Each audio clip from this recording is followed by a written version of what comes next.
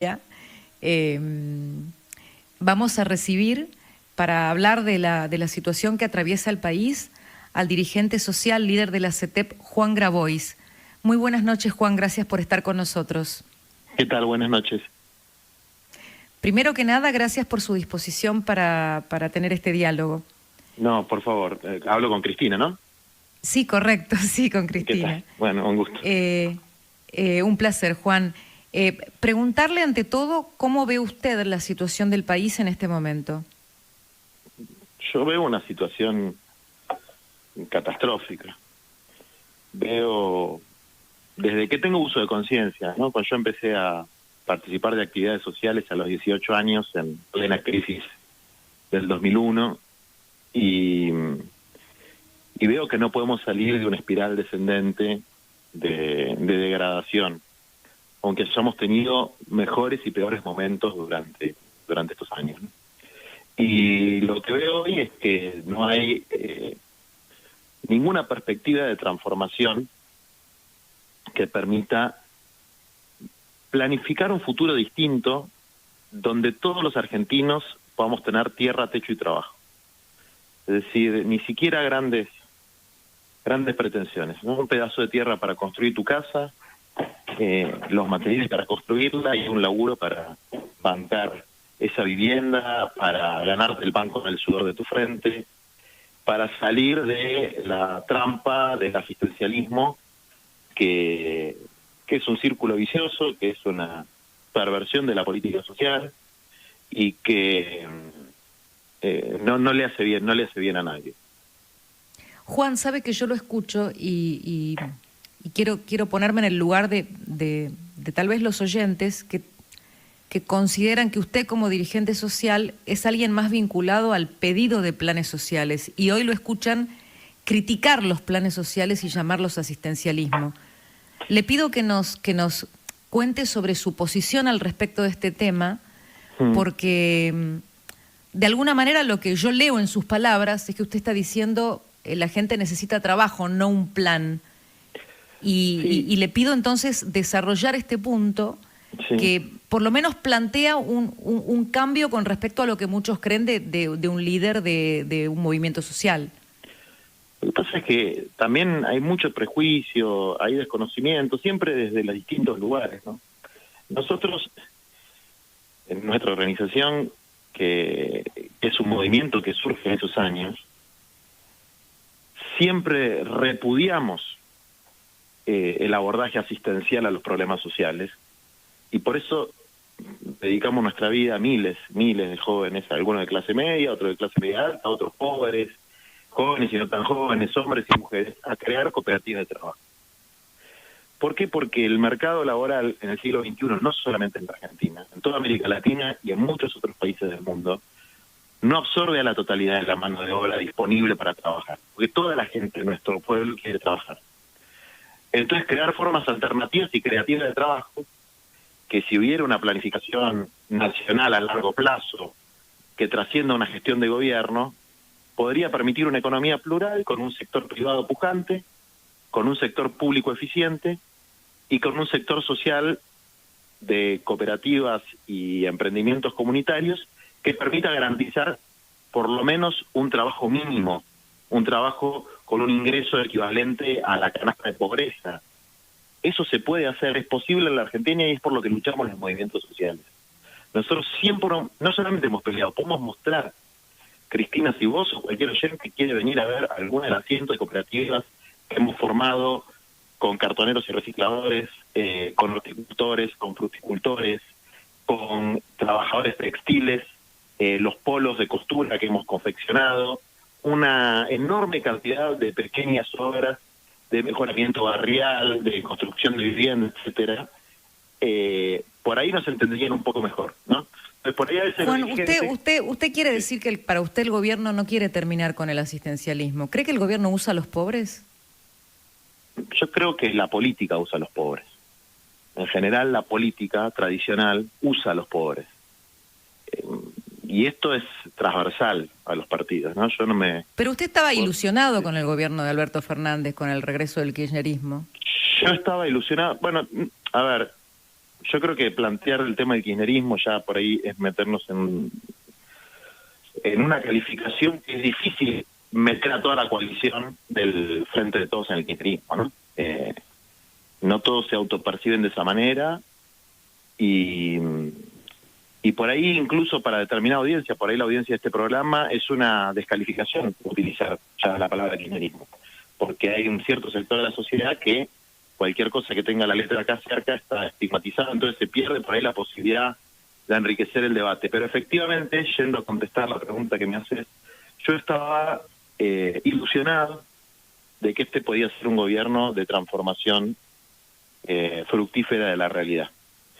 Estaba ilusionado que podía ser un gobierno que pudiera sacarnos de una situación de endeudamiento externo muy grave y de pobreza muy grave que dejaba a Mauricio Macri con un 35% de pobreza y un endeudamiento sideral, que era peor a la situación que dejó la expresidenta Cristina Kirchner, ¿no? Objetivamente los datos del Observatorio de la UCA marcaban un aumento de 10 puntos de la pobreza en un gobierno que había sido electo con la promesa de pobreza cero.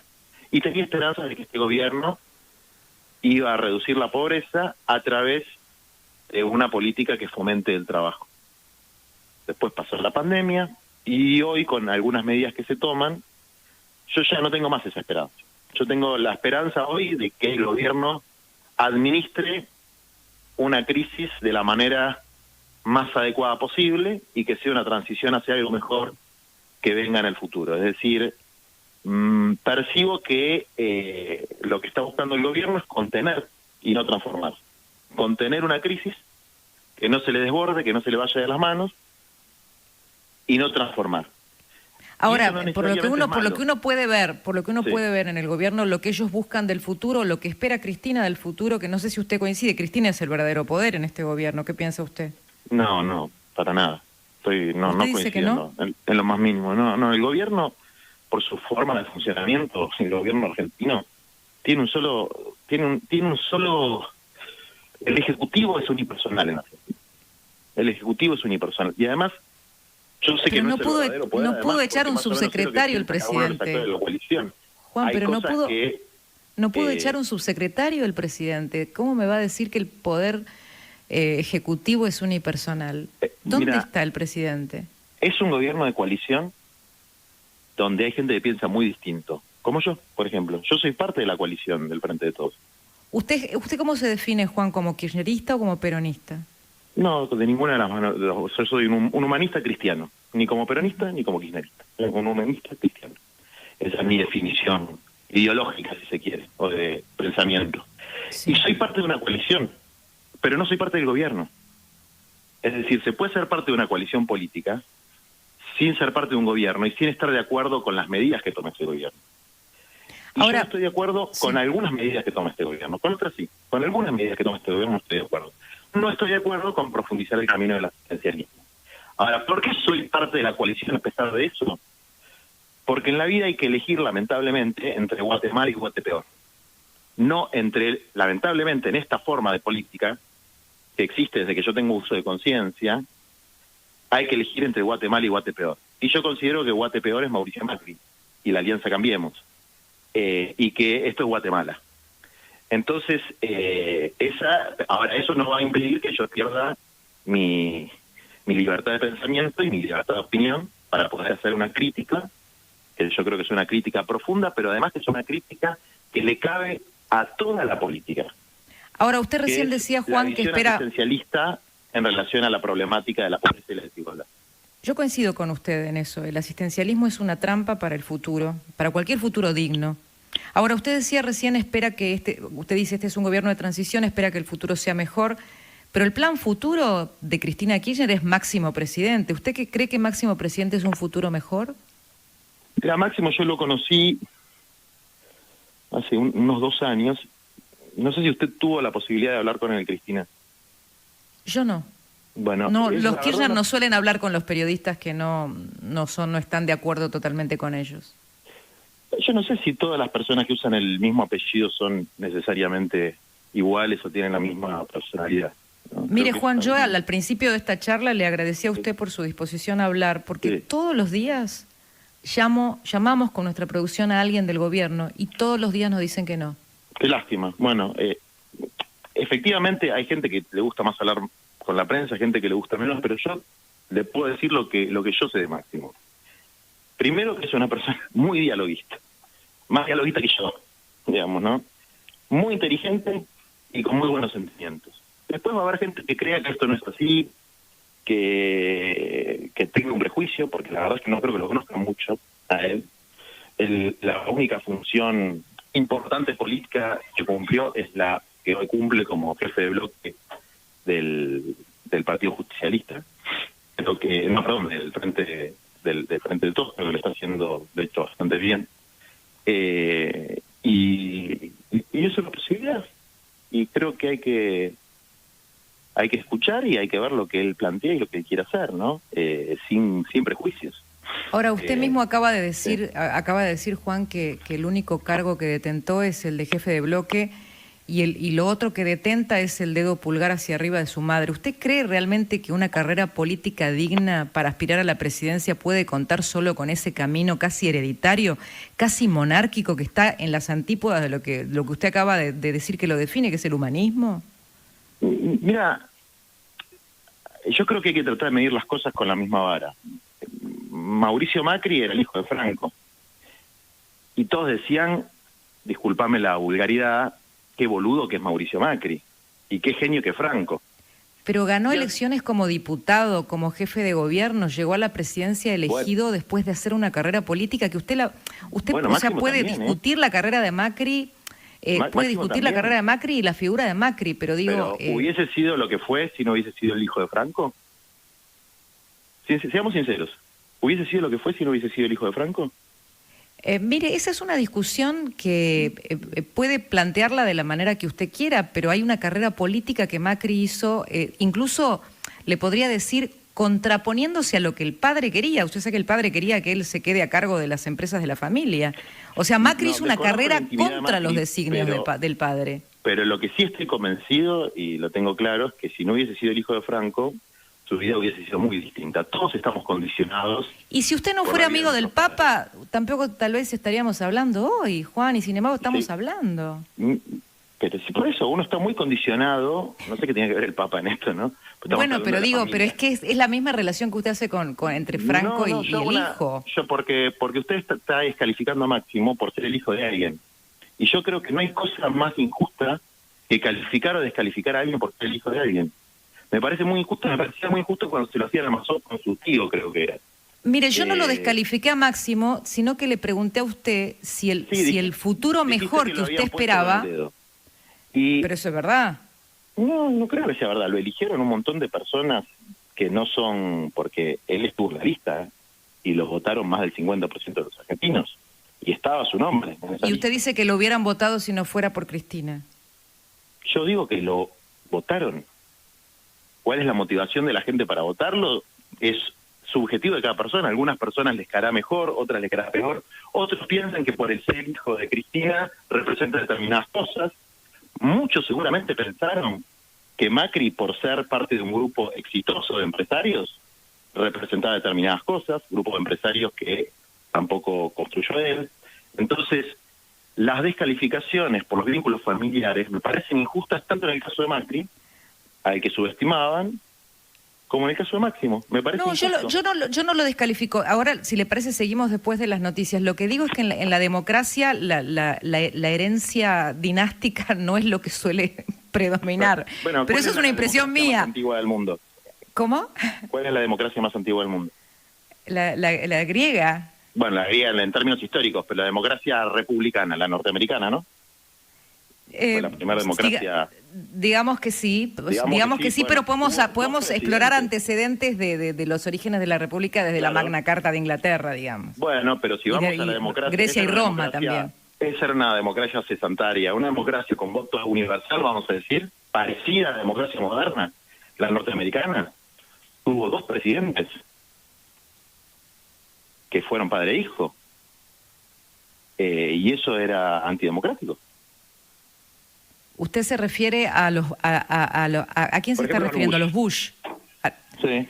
Bueno, pero no puede, usted está comparando a Máximo y a Cristina con los Bush. No, yo estoy comparando un padre y un hijo con una madre y un hijo.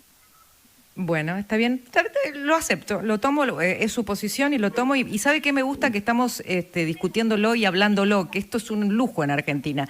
Pero después de las noticias las seguimos, Juan, ¿le parece? Bueno, dale. Sesiones por Radio Mitre, este sería el horario en que estamos comenzando el programa, pero hoy arrancamos antes porque tomamos la posta del fútbol. Le mandamos un beso a Gonzalo Sánchez, que se está recuperando de coronavirus. Y estamos conversando con Juan Grabois, con el dirigente social que muchos también identifican con una cercanía con el Papa Francisco. Usted es amigo del Papa, Juan, ¿verdad? Un poco por la relación de su papá con el Papa, y que de alguna manera ahí quedó un vínculo muy afectivo y luego los unió de alguna manera a la tarea social, ¿no? No, ese es otro mito que hay. Mi papá y el Papa se vieron una sola vez en la vida. En un encuentro muy casual, en un café. Eso es la historia que recuerda a mi papá, de hecho el Papa no lo recuerda. Yo lo conocí a Bergoglio en el año 2005, cuando yo estaba terminando mi carrera de abogacía y redactamos un recurso de amparo con un abogado ya recibido en el entonces gobierno de Aníbal Ibarra, contra ese gobierno, por la falta de una política de asistencia para los niños cartoneros, una guardería para los niños que estaban con sus padres que realizaban la actividad de cartoneros. Y no fue bien en la justicia con ese amparo, y el gobierno de Ibarra no cumplió el fallo. Y entonces se realizó una movilización a la sede del gobierno de la ciudad. Y ese mismo día que se estaba haciendo la movilización, nos enteramos en el momento. El cardenal Bergoglio hace una homilía en la misa muy dura, ¿no? sobre la inacción del gobierno frente a la situación de los cartoneros y de los hijos de los cartoneros particularmente. Y después de haber visto eso en los diarios, nos comunicamos con él y empezamos a tener conversaciones sobre cuestiones sociales. Y todos los años, a partir de ese año, se hacía una misa en Constitución, misas que en ese momento, por el oficialismo de ese momento, que era el oficialismo durante las presidencias de Néstor y de Cristina, era muy... No lo querían nada al obispo Bergoglio. No. Y es curioso, los macristas tampoco. Era como una cosa extraña, digamos, era como que se lo respetaba, pero al mismo tiempo se lo operaba, ¿no?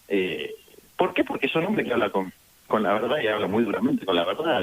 Sí, hay algunas excepciones, porque Gabriela Michetti era muy cercana, siendo del PRO, y también Elisa Carrió, pero tengo recuerdos muy presentes del ostracismo al que en el entonces gobierno nacional lo forzó. ¿Cree que el kirchnerismo es desagradecido con el Papa? No podría contestar. Yo creo que la Argentina es ingrata con el Papa, ¿no? Que la Argentina es ingrata con el Papa, en general. No, pero digo, ahora se decía que el Papa prefería no tener esta reunión con el presidente. No sé Yo qué no tengo la más remota idea de nada de eso, porque francamente no creo, no le puedo dar una certeza, pero no creo que el Papa esté tan obsesionado con lo que pasa en la Argentina como lo que en algunos medios de comunicación o algunos periodistas piensan. Realmente. ¿Pero usted no cree que al Papa le preocupa, por ejemplo, que si llega a una situación límite, usted no cree que el Papa haría algo por Argentina? No, desde luego, pero como lo haría también por un país de África o de Asia, porque su rol en el mundo, aunque a los argentinos nos duela esto tanto, porque somos tan envidiosos de aquellos que han logrado trascender nuestra mediocridad, tanto nos duele, el Papa tiene otras obligaciones que estar viendo los problemas internos de la Argentina. Entonces, cualquier cosa que él haga se sobreinterpreta de una manera que expresa también mucho, creo yo, ¿no?, la mezquindad de espíritu de quienes realizan esas interpretaciones que en el resto del mundo se ven como ridículas. O sea, pero igual, Juan, acá todos sabemos que el Papa jugó un rol para acercar a Argentina a una especie de, por lo menos, intento de negociación con el fondo, digamos que tuvo Yo un lo que rol entiendo, preponderante para por lo menos para tender puentes. yo lo que entiendo, porque tampoco es un tema del que sepa mucho, es que la orientación pastoral del Papa es tender puentes siempre que hay una situación de conflicto. Lo ha hecho en Colombia, lo ha hecho en Venezuela, lo ha hecho en países de África, el caso que conozco es el de Ghana particularmente, lo ha hecho en Asia, y desde luego lo debe estar haciendo a través de las instituciones correspondientes de la Santa Sede, que tiene un cuerpo diplomático de unos cuantos cientos de años, lo debe estar haciendo también en el caso de la Argentina. Si él tiene un amor particular por la Argentina o no, no es algo que yo pueda responder, es posible, pero el amor es por la humanidad, por la paz y por la justicia. Y él lo hace de una manera que genera la admiración de mucha gente en muchos lugares del mundo, menos en la Argentina. Ahora, yo pienso que un poco traicionado se debe sentir porque por el tema, por ejemplo, de la legislación del aborto. ¿Usted está a favor de esa legislación o no? Yo ya me pronuncié sobre ese tema. Yo tengo la posición que tiene la religión a la que pertenezco, pero también pertenezco a una organización donde hay posiciones distintas y como parte del debate interno entre mujeres sobre todo, de uno y el otro lado, de los dos colores, me dijeron que era un tema sobre el que yo me tenía que pronunciar. Entonces yo respeto esa definición de mis compañeras y no prefiero no hablar del tema porque no es un tema que mi opinión pueda No, ser pero algo pero el positivo. Papa debe sentirse traicionado, pienso yo, o sea, porque él definitivamente... No sé, la verdad es que no podría contestar, podría ser una especulación como la que hace usted, pero no, me cuesta mucho.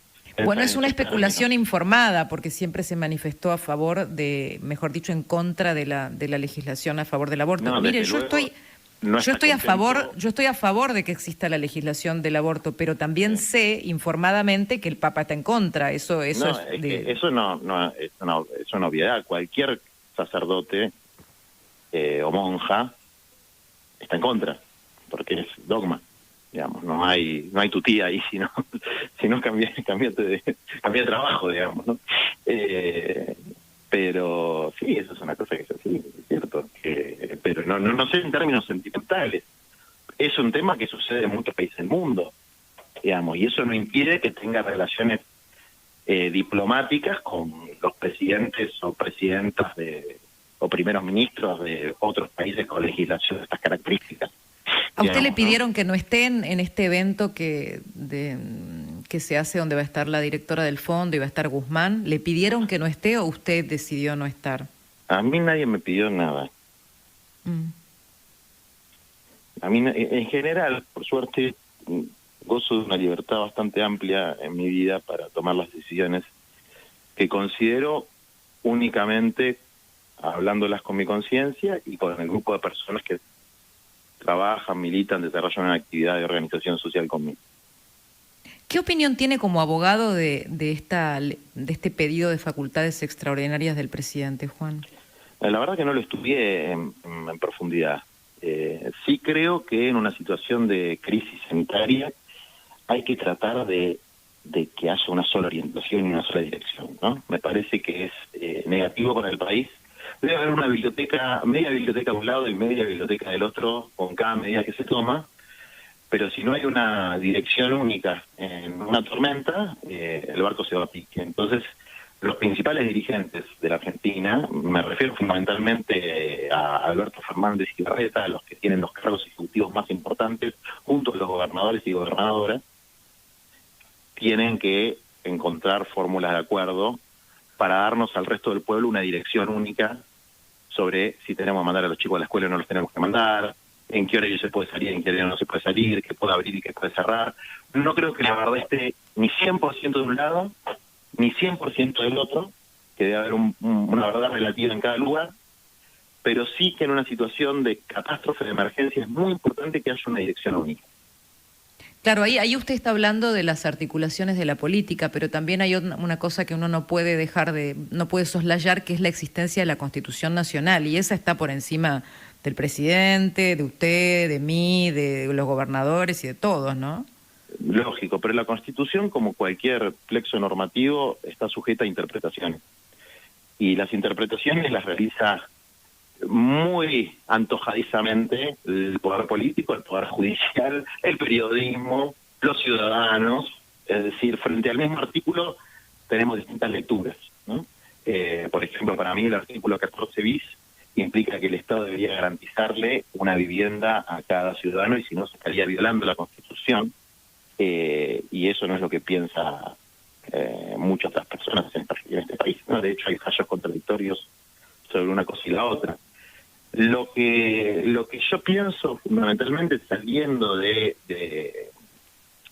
los extremos, ¿no? De los extremos de decir que estamos frente a un autoritarismo antidemocrático, que me parece que es un extremo de la grieta, y el otro extremo es decir que está todo bárbaro y se hace todo perfecto, y que el que tiene una opinión en contra es un asesino, que es el otro extremo de la grieta. Creo que hay que poder encontrar una forma razonable de procesar una situación crítica como la que tenemos.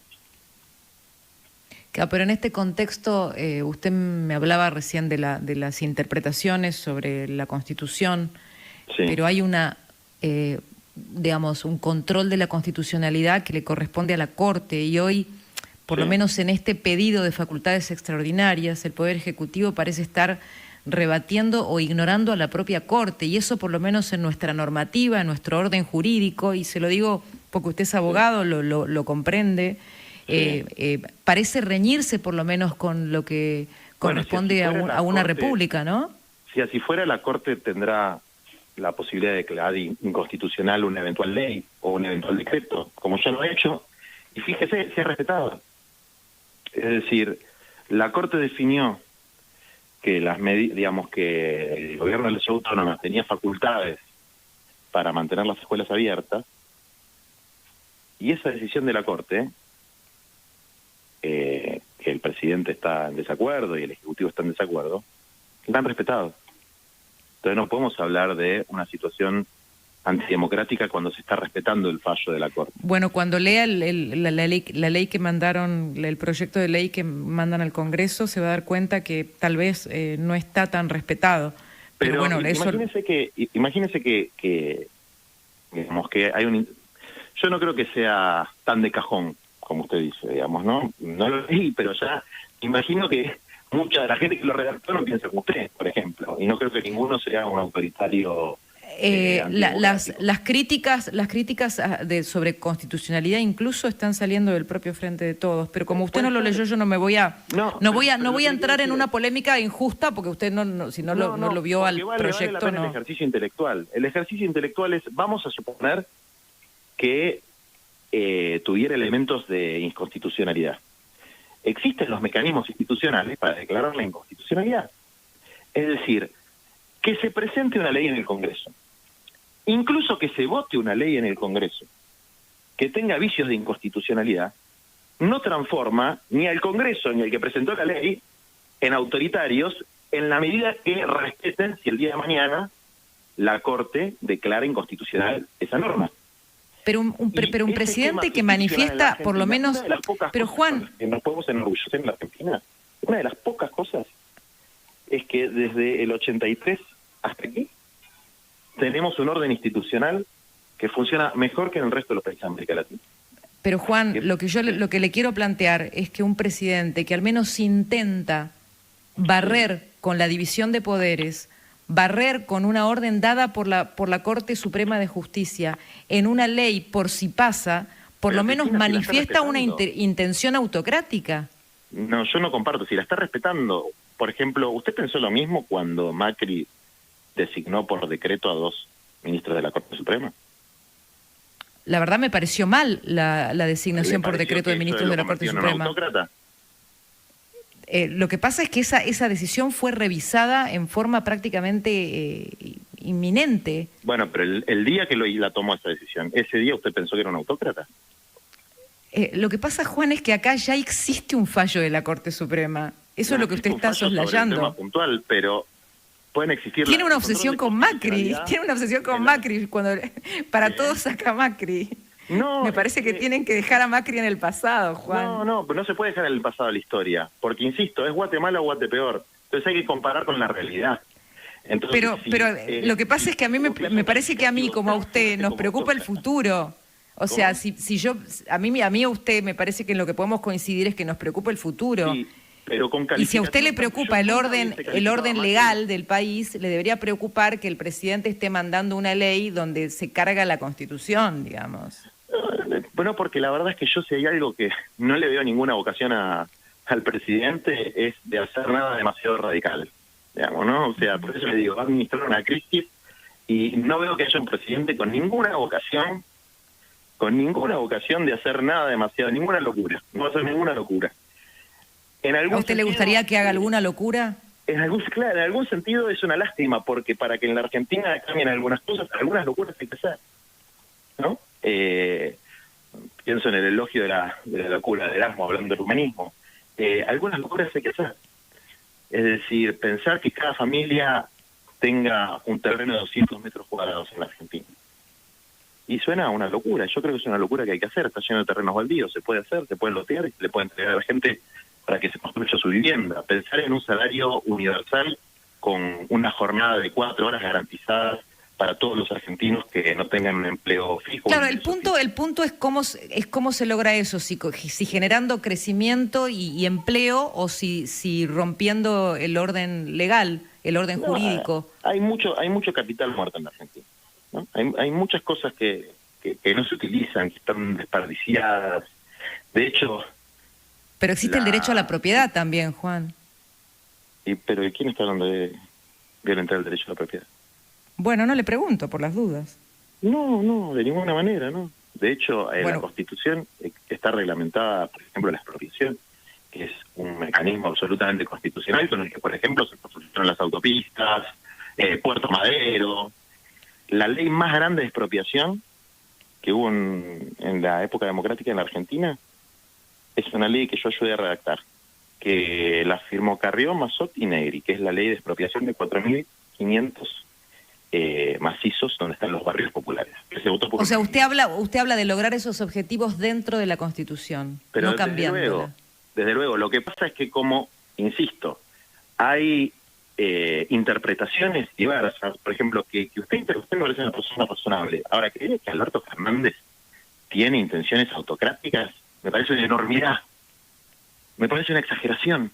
Yo entiendo que usted... Perdóneme, ha emitido más de 90 decretos de necesidad y urgencia, entiendo el presidente, en este año. Sí, pero eso no lo convierte en un autócrata. ¿Usted ve a Alberto Fernández y ve a un autócrata, a un dictador? Una persona que pide facultades extraordinarias para, de alguna manera, reglamentar las libertades individuales. Porque yo vengo haciendo... Perdóneme, pero me siento perfectamente razonable en este sentido. Yo creo que está sugestionada realmente mucho, porque pensar que Alberto Fernández, que es un tipo totalmente moderado, que habla con todo el mundo, que eso no lo hace ni buen ni mal gobernante, eso no es cuestión, hasta le diría, de modales, que es un autócrata, y me parece una locura. ¿Usted habla del Alberto Fernández de antes, de ahora, de ayer o de antes de ayer? No, del Alberto Fernández de siempre. Siempre fue un tipo muy normal, digamos, ¿no? De hecho, tiene una conducta en algún punto parecida a la de tiene una conducta muy normal, digamos, ¿no? Muy poco asimilable a los liderazgos carismáticos latinoamericanos, sean de centro izquierda o de centro derecha, que son los que generalmente reciben las acusaciones más de populismo, etc. Juan, si la normalidad pasa por querer cargarse la división de poderes, por querer cargarse la autonomía de los gobiernos federales, por querer cargarse las libertades individuales que garantiza la Constitución, como por ejemplo enseñar y aprender, como por ejemplo comerciar, como todas las que están en el artículo 14 bis, yo no sé cuál es la normalidad que usted le ve a Alberto Fernández. No, bueno, por eso, perdóneme. Usted le está atribuyendo intenciones a Alberto Fernández, ¿no? No, está en sus decretos, está en su posición. Pero es la interpretación. ¿Usted manda a los chicos al colegio en Capital, Juan? Sí. ¿Sí o no? eso yo ya lo dije, no me está haciendo no me está sacando ninguna confesión de ninguna cosa inapropiada. Bueno, no, que no es una confesión, pero ¿por qué los manda a los chicos al colegio en Capital? Por dos motivos, porque en mi familia no hay ninguna autocracia, digamos, ¿no? Somos dos los que decidimos y los que opinan son varios. Y mi opinión fue una opinión minoritaria, vamos a decirlo. Yo hubiese preferido no llevarlos a la escuela. Nos pasa en un montón de familias, mire que no todas las familias en la Argentina están absolutamente de acuerdo con que hay que llevar a los chicos a la escuela, ni todas las familias están absolutamente en contra de llevar a los chicos a la escuela. No, esos extremos están solamente en la opinión de algunas personas que participan del debate público. Hay gente que piensa una cosa y gente que piensa otra. Y mis hijos van en la ciudad porque yo vivía en la Patagonia y cuando empecé a mudarme, me iba a mudar a una casa en Saavedra. Y al final decidimos venirnos a un barrio más humilde, en Boulogne, y ya los pibes están anotados y la verdad que están en una buena escuela, en la Dorrego. Y bueno, no tendría que haberlo dicho. Lástima, no se puede borrar. Y la escuela está abierta. Y bueno, la decisión de mi familia fue llevarlos. Y es una decisión válida, como el que decide llevarlos. Estoy de acuerdo con usted, pero básicamente usted los lleva porque hay unas autoridades que decidieron mantener las clases. Sí, hay un tribunal máximo del país que decidió validar esa decisión y a pesar de existir toda esa normativa y esa legitimidad, el gobierno nacional vuelve a mandar un proyecto para que no haya clases, para determinar pero desde la nación si hay clases. Hay una autoridad local que toma una decisión y hay una autoridad judicial que ratificó esa decisión. Y yo, quien le habla, que no estoy de acuerdo con la decisión, yo personalmente no estoy de acuerdo con la decisión, como ciudadano la acato, aunque no estoy de acuerdo. ¿Y sabe por qué no estoy de acuerdo? Hoy sí estoy de acuerdo, pero hace 2 semanas no. Porque Emanuel, director del hospital de Moreno, con quien hablo seguido, y otros médicos que conozco, y yo tengo muchos médicos en mi familia, estaban desesperados por el colapso de las camas de terapia intensiva, sobre todo en el conurbano, que hoy, por distintas razones, están en una situación bastante mejor a la de hace 2 semanas. Por suerte, sí. Entonces, hay muchas opiniones, y yo creo que poner las cuestiones en extremos de estamos frente a una autocracia que nos está robando todos los derechos, y decir que está todo joya, me parece que tiene que haber algún punto de intermedio. Y yo creo que plantear que Alberto es un autócrata, o que se quiere llevar puesta la división de poderes, y después justificar que Macri nombre por decreto a 2 jueces, y que eso no está tan mal, yo no le dije eso. Que tenemos en la Argentina, yo no le dije eso. De capacidad de procesar con racionalidad y moderación las situaciones factuales que ocurren en la realidad. Bueno, pero usted me dijo recién, yo acato lo que dijo la Corte. Lo que le estoy contando es que el que no acata lo que dice la Corte, por lo menos por la letra de este proyecto de ley, es el presidente. Y a mí eso me preocupa. Si a mí no me preocupara, me dedico a otra cosa. Es un error lo que usted está diciendo. Bueno, léalo al proyecto, por lo menos, para decir eso. Porque el proyecto puede decir, declárese una monarquía inca, y se manda al Congreso ese proyecto, el Congreso lo aprueba, y la Corte después declara inconstitucionalidad. ¿Y a usted le parece un juego honesto político mandar un proyecto confrontando con la Constitución y con un fallo ya declarado?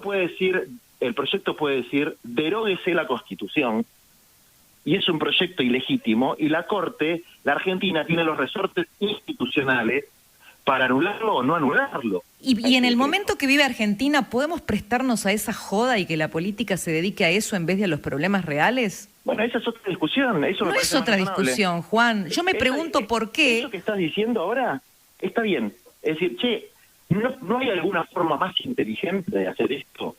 Y yo estoy de acuerdo con eso. Ahora, una cosa es decir eso, y otra cosa es rasgarnos la vestidura diciendo que estamos en una dictadura, porque eso es una barbaridad. Yo no me rasgo nada, le estoy diciendo lo que mandó el gobierno al Congreso, lo que está por mandar al Congreso. Usted dijo que era un gobierno autocrático. Es como decir que Macri era una dictadura. Era una barbaridad también. Las dos cosas son una barbaridad. Ni Macri era una dictadura, ni Alberto es una dictadura. Ni Macri era una autocracia, Juan, ni Alberto es una autocracia. Juan, lo que le estoy diciendo es que si... Nosotros no podríamos estar teniendo este diálogo. Bueno, mire, afortunadamente usted y yo estamos teniendo este diálogo porque primero yo soy sujeto de derechos y no me va a decir Alberto Fernández qué derechos tengo, porque ya me gritoneó mandándome a leer la Constitución a mí cuando la justicia terminó diciendo que la razón la tenía yo y no él. Pero bueno, eso es otro tema, usted no tiene nada que ver con eso. Ahora, usted es sujeto de derechos, yo también, y así nos reconocemos a nosotros mismos. Sí. Lo que yo le estoy planteando... Nadie nos está impidiendo ejercerlo. Claro, pero lo que le estoy planteando es que cualquier autoridad, sea Macri o Fernández, que quiera sumar el poder público, me parece sospechoso. Bueno, voy a leer el proyecto y si quiere después lo discutimos puntualmente, pero no me parece que desde ningún punto de vista exista la más remota posibilidad de que ninguna autoridad política en este país quiera asumir la suma del poder público. Me parece que es una exageración gigantesca. No una pequeña exageración, una exageración gigantesca que también nos debía discutir los temas reales. Porque si en vez de discutir cuál es la mejor forma de procesar la pandemia en beneficio del común, estamos discutiendo algo ridículo, como si estamos frente a una autocracia, una democracia, y la verdad es que perdemos el tiempo. Eso también es parte de, entre comillas, la joda. Digamos, discutir cuestiones hasta filológicas. La verdad, Juan, al proyecto no lo mandé yo, ¿eh? Al proyecto no lo escribí yo, ni usted. Pero el proyecto lo escribió el gobierno. Puede ser un proyecto horrible, puede ser un proyecto que esté reñido con la Constitución. Eso no hace que el gobierno sea autocrático. Eso no hace que el gobierno sea autocrático. ¿Habrá escrito una norma de una manera incorrecta? ¿Habrá escrito una norma reñida con la Constitución? Como resultó con un montón de normas de un montón de gobiernos que fueron declaradas inconstitucionales en distintos tribunales de la Argentina. Porque para eso existe el control de constitucionalidad, por si alguien le chinga y hace una ley que no corresponde, digamos. Entonces, no me parece que tengamos que hacer, digamos, semejantes acusaciones que casi ponen fuera, impiden que el otro exista. Porque si yo te digo autócrata, deja de existir, no estás fuera de la discusión. Era para mí el mismo error, el mismo síndrome que decir que Macri era dictadura. No, Macri era un rival político, una persona con la que uno puede tener enormes diferencias ideológicas, éticas, etcétera. Bueno, discutimos la política. No buscamos subterfugios en decir que era una dictadura, un facho, o un mafioso calabrés. Discutimos la política. Yo no estoy de acuerdo con cómo se tomó la deuda, por este y este motivo. No estoy de acuerdo con la política monetaria, por este y este motivo. No nos escondemos del debate real detrás de calificativos grandilocuentes que nos hacen mucho daño. Eso es lo que pienso yo, por estar equivocado, pero pienso que es así. Y además, aclaro, no es que lo digo con el dedito acusador. Yo lo hago todo el tiempo también, porque nos hemos metido todos en una dinámica. Lo del dedito acusador lo dijo usted, ¿eh? ¿Qué? Lo del dedito acusador lo dijo usted. Lo del dedito acusador lo dijo usted. Yo hago esto también. A mí también me pasa. Juan, tengo que ir a las noticias, pero le agradezco mucho por esta conversación. Gracias. Espero que la haya pasado bien. No, muy bien, muy bien. Un abrazo. Cuando guste. Chao, hasta luego.